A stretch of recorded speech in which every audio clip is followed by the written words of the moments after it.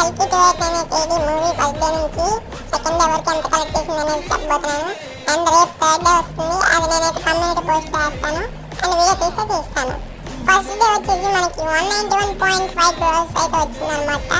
ఇది మాత్రం హైలైట్ అని చెప్పుకోవాలి, ఎందుకంటే ఒక్క హీరో అండ్ క్యామియోస్, ఒక్క హీరో మీద సినిమా, ఒక్క హీరో కొన్న హైప్ వల్ల ఎంత వచ్చిందంటే అది బీవత్సం అనమాట. నేను దానికైతే అప్రిషియేట్ చేస్తాను.